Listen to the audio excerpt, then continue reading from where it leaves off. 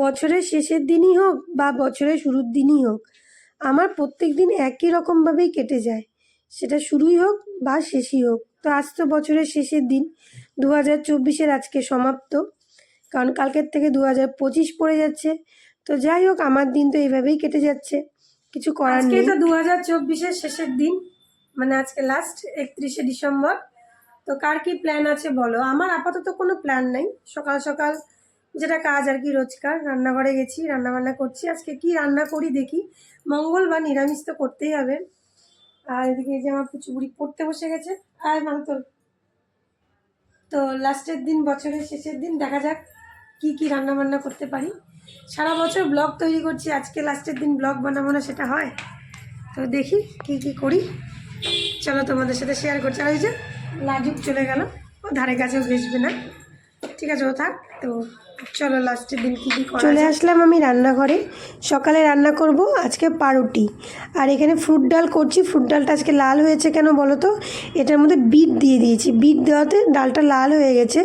সকালের আজকের খাবারে রুটি করছি, কারণ পাউরুটি, কারণ প্রত্যেক দিন রুটি খাই, ভালো লাগে না। আজকে ইচ্ছা করলো বছরের শেষের দিন পাউরুটি খাবো, তার জন্য পাউরুটি এনেছিল। পাউরুটিগুলোকে সব সেঁকে নিচ্ছি তাওয়ার মধ্যে, কারণ এমনি যদি খাই অনেক সময় গ্যাস অ্যাসিডের সমস্যা হয়। তো ভাবলাম যে সেঁকে নিই তাওয়াতে, অন্য দিন ব্যাটে সেঁকি।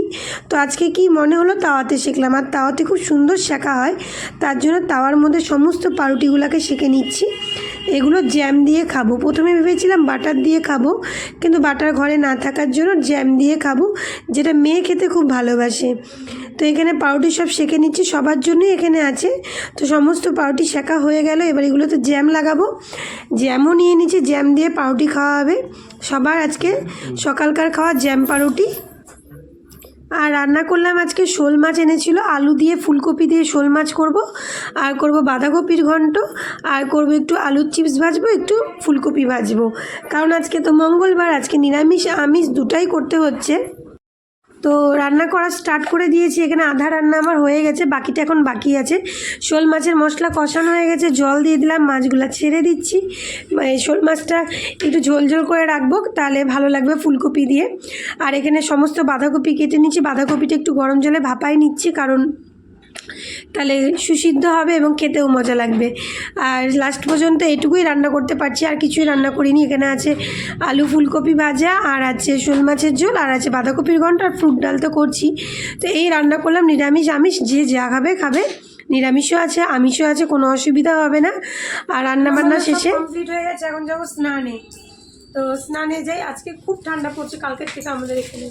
মেয়েকে স্নান করালাম, এবার নিজে স্নানে যাই। তো চলো, এই তো এইভাবেই আজকে লাস্ট ডিসেম্বর কাটছে।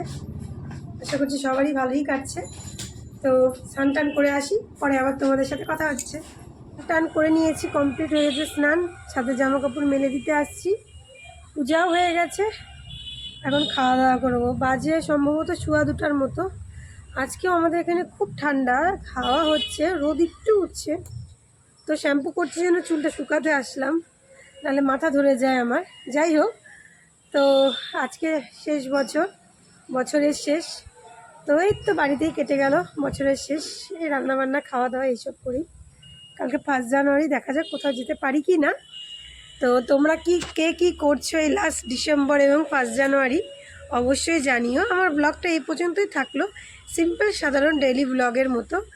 তো আর যদি এই লাস্ট মানে এই 2024-এ কারোর সাথে আমার কোনো ঝগড়াঝাটি, মন কষাকষি হয়ে থাকে, তাহলে সবাইকে সরি বলে দিচ্ছি, কারণ নতুন বছর আসছে, আবার ফ্রেন্ডশিপ করতেই হবে।